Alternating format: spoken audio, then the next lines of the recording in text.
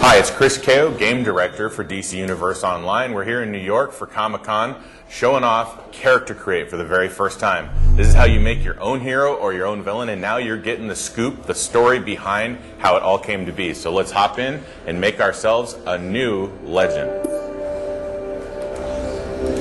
For I will not be here to see this new future. My work is not yet done. I must leave this earth to you. Claim the exabytes and take destiny into your own hands. Targets identified. Select gender and body type.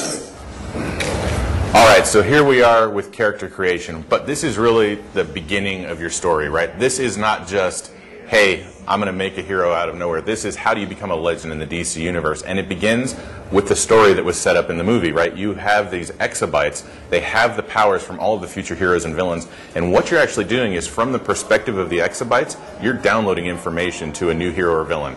You were just a regular guy on the street, but now the exabytes have infected you and you're actually gaining these powers. So Character Create's taken from the position of that fiction, and every choice you make is about what powers you're taking, what looks you're going for, what kind of hero or villain you're making. So of course we start off with the basics. Are you going to be male or female? And that just gives you no combat choice, but just a flavor choice for which way you'd like to have.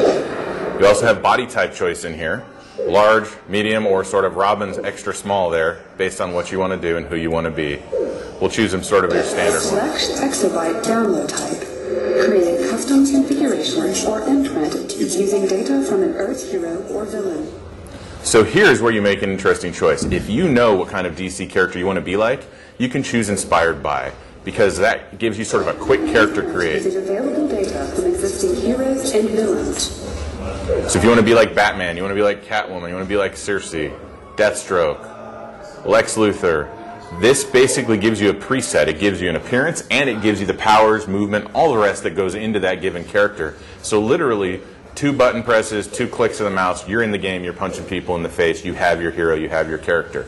Or you could choose this as a starting point and say, you know what, I like Batman, but I want to be a villain. Take that, change up the morality, change up some powers, it gives you a place to start.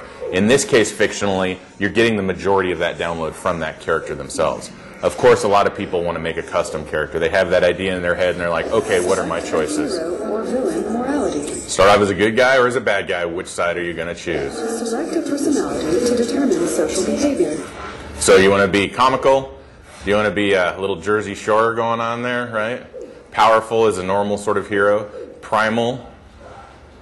Or more serious, as of course Batman is and stand there. That goes into the emotes you have in the game and the way you communicate and other people see you. Guideline for data application. Now you also choose your mentor, which is also in the past referred to as origin, but really we've tied it more strongly into these characters. So these are sort of the buckets that heroes and villains fall into. Batman is the tech mentor, so if you use your own skills and devices, you choose him. Superman is the meta mentor, so he is for people whose abilities are inherent, right? You come from another planet, you have whatever it is, the changes are part of your own body.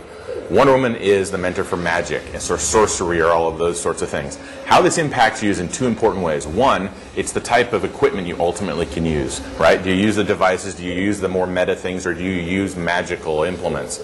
Then again, it's also your story, because even though the content is split between sort of the hero or villain's journey, the origin you choose also follows. So in this case, we'll choose Batman, and that means he's going to guide us through the content. It's actually going to be his story. We'll face his villains, his allies, that sort of thing. If you chose Superman or Wonder Woman, you'd see the world from that perspective.